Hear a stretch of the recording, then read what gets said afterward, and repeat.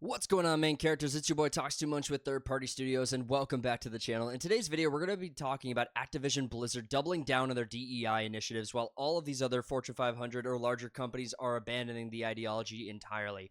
We're going to get into all of it, but before we do, if you haven't already, consider subscribing to the channel. It's free. It's the best way to help us grow and to show your support. Smash that like button, comment below your thoughts on the topic, and with all of that out of the way, let's get into the video. Hold on, intro. It's intro time. Shush, everyone shut up!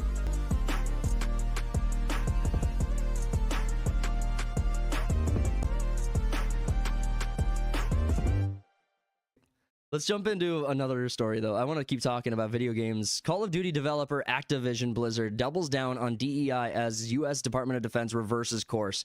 So the president of Activision comes out and makes a comment on here, and actually, Grums. The report from it comes from Grums over on X, who the report was leaked to him, and he posted it. So is this the Blizzard guy or the Activision guy? This is Activision president Rob Kostich. Well, I mean, they're kind of one and the same. They are the same. Yeah, they're Activision Blizzard now, so they are one and the same. I don't know how the internal structures work as far as who reports to whom, what companies, etc. But we need to kind of put this part of the story on pause for just a second because we will circle back to it. But Grums was actually talking about this Grums was actually talking about the president coming out and saying this a few days ago. And this is actually his original posting on it. Activision Blizzard president doubles down on DEI ESG. Hundreds of employees send likes. In an all-company message, Rob Kostich reaffirms the company commitment to disastrous, non-merit policies that have destroyed studios nonstop in 2024. We'll get to the. I don't think that's objective for reporting there, Grubs. Well, I mean, he honestly, I think I agree with it 100%. It's just funny. Well, it seems pretty factual. So I would actually make the case. So nothing in here seems, I mean, maybe the framing, but I do think he points out that yes, it did destroy a bunch of studios, we're in into the mid double digits for number of studios that got shut down just in 2024 alone. It's pretty insane. It was insane. Now, and I'm not talking about a guy who purchases an LLC, starts up a studio, and then just never does anything with it, closes it after a year to file on taxes. We're talking about studios that had at least one project under their belt or were mid into a relatively respected project. So I mean, the number was not small. And then you have, I'm actually not, I'm not terribly surprised that Activision Blizzard is doubling down on DEI. I am more surprised that other big companies haven't doubled down. So many companies reverse course immediately once the politics swayed against them. And yeah, because they're not really true believers in the DEI. It's more of a cash grab kind of thing. Mm-hmm. And apparently the CEO or whoever Rob Chapek is really believes in this stuff. Yeah, he's a big fan. Well, actually, I was thinking about how best to talk about this one because there's two stories in this that correlate a little bit, and I'm trying to figure out which one to talk next about. But you know what? Before we do, let's point to what we're talking about here. Let's actually read from the original post that Rob put out. So from Rob at the team, here we go.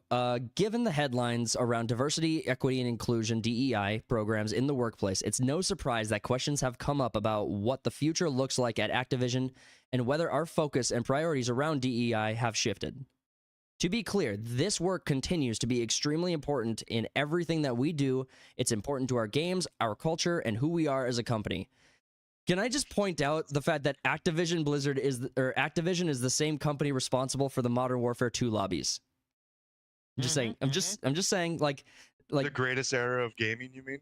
Yeah, they are responsible for the greatest era of gaming. Single-handedly, they are the best. Sorry, I was doing the. I learned so many new words then. So many new slurs, and none of it was. I mean, all the slurs and stuff you were saying. The gamers on the internet who were saying that shit were just trash talking. But I mean, the gaming community is pretty pretty diverse, generally speaking. It's not yeah, it wasn't a bunch of dudes in clan fucking outfits playing Modern Warfare 2. But honestly, that would make an amazing skit. Like that would, It would be. that would be an amazing like Shane Gillis skit if he just went on and him and a few other comedians all put on their white hoods and he just pan back Like and forth. everyone comes over for a LAN party or whatever. He's just got a bunch of hoods at the door. It's like, all right, get your own hood. Let's go game. I wish we were talented filmmakers that could do that ourselves, because this feels like gold. This feels like object comedy. So the continuing on the We're gonna statement. go crush some inner city kids. Let's go get them. Our inclusive growth team has made great strides in helping us weave inclusivity in all aspects of business. Our strategy here remains focused on enhancing the experiences of all employees, providing exceptional experiences to players globally, and providing accessible opportunities to those interacting with our company and brand. I look forward to all great work to continue, etc. But yeah, Grums was also pointing out. I don't think he actually means enhancing the experience of all employees if a certain employee has a different worldview. Well, to be fair, they'll never hire that employee in the first place because that employee would be white. So there's no way that guy's getting hired. He's closeted. Fuck that white guy. That guy's a piece. He's closeted Republican. That white guy's a piece of shit. Fuck him. Honestly, all of this, Activision Blizzard has survived so many boycotts. I think they're just too insulated. I really don't think they're going anywhere. I mean, what would it take to? Well, they have the money to take the hit too. So. Yeah, they're just so insulated. Like Disney is, Disney can't really survive this consistently, perpetually. Like they've lost so much of their like stock value that they obviously can't continue to survive in this climate. But they're almost more like a parent company, like Monopoly, where it's like Marvel has their own thing, Lucasfilm has their own thing, and so on and so forth. Yeah. So it's like Disney as a whole now. But well, and Disney, like if Disney needed to survive, quote unquote, they would just cut off an arm, right? They would just cut off Marvel. They would cut off and sell Marvel. They would cut off and sell their streaming platform. They would sell. Because Disney Plus has the rights to ESPN and National Geographic. Yeah, Disney owns like 60 different companies. Right, that's what I mean. It's like rather than like Disney won't go under. They will just sell off IPs. But I mean, hell, if Warner Brothers can continue to keep going, like I don't know how much debt Warner Brothers has. They might not have debt right now, but I mean, they lost $200 million with Kill the Justice League. So good. Fuck you, you pieces of shit. But have you seen what Call of Duty is doing? You know how like Black Ops 6 drops and it's pretty down to earth. No crazy skins or anything. Right. They've totally backtracked on that now. No, really? I have not touched it in a minute. It's been a while since they got I've like a streamer gun or something for like likes and whatnot. It's very gay. A streamer gun? Yeah. It like fills your screen with a bunch of shit. I don't know. Oh, I hate that so much. All right, well, it's pretty gay. Send me a post in Discord. I want to see, message me a post in Discord. I want to pull that up for the stream. But to continue on this story, we got to talk about the next thing. So as part of this continuation of after the president puts out this comment, doubles down on DEI, you have Blizzard technical artist calls for political violence against Trump supporters before disabling online presence. So you actually pointed this out when I was showing you the story that like, oh look, another person who called to murder everybody and then immediately vanishes from the internet. It's like, yeah, that's pretty typical, but it's like, oh, I said something bad, now I got to private everything. Right. So Kyle Jacob Hickey, what was his position? Technical artist. Just on his Facebook post goes and says, "Kill your local MAGA," and I love it. It's like this is who you are. This is who you are. You're not like able to hide this. Like you can hide your Facebook, you can close everything, and I mean, good. I mean, go bury yourself for a minute and just come back once you've maybe collected some sanity. But these absolute call to violence is absolutely outside of what's allowed, what's possible. You shouldn't be saying that shit. And if you want to do that, people have the right to see you. You obviously shouted it out into the internet. What the fuck did you think was going to happen? Right. The internet like spoke back. So yeah, the what would this be? So Grum's replied to that, say Blizzard technical artist and associate art director of Gearbox wishes death on 50% of America in a post likes to their public Facebook. So and then he links back to his original article on, or his original posting on Rob's workplace announcement. So Activision Blizzard seems to be a place where I don't know if it'd be safe to be someone like you, specifically you, Cody. Oh yeah. If you walked in there, white ginger. yeah, you are everything that they hate. You are everything they hate. The red hair, the white skin. Ew. I'm surprisingly okay with it.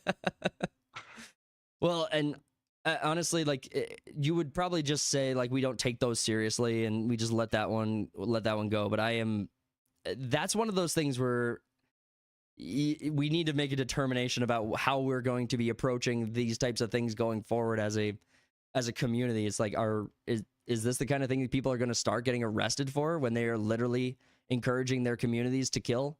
It's not like, I mean, in the UK you will, not for saying kill Omega. You could say like kill white people too, and they won't care. But any other group that you put in there, yeah, you're fucked.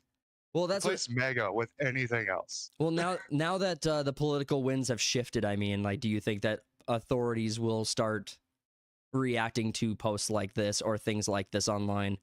I'm curious how I would feel about it because I am more of a free speech absolutist on this topic. I don't believe I don't believe this combination of words is the thing that like people should be like put in jail for. I think that it's the action itself. That's where my mind goes. I think the person who does the action is accountable to doing the action. I don't think this hurt anybody. Like no one got hurt. Like more of a social shunning is a better way to go.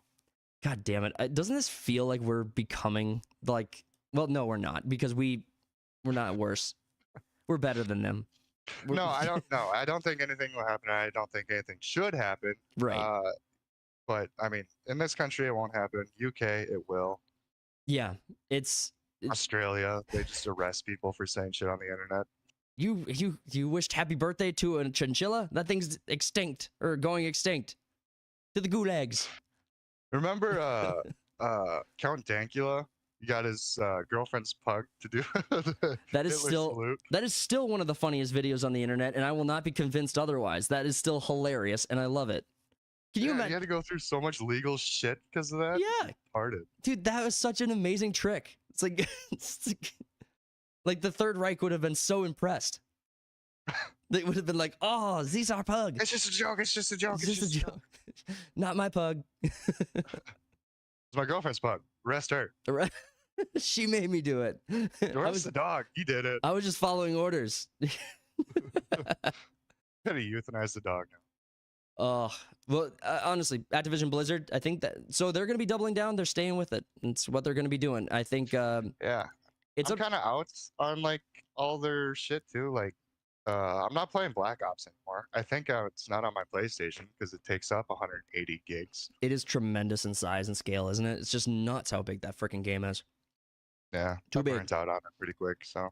Well, I did too, and really, it was surprising. I was really surprised how quickly I burnt out on it, because there was a lot about it I really liked. It was the maps. I kept joining and having just no fun on the maps, even though I thought the mechanics were actually great.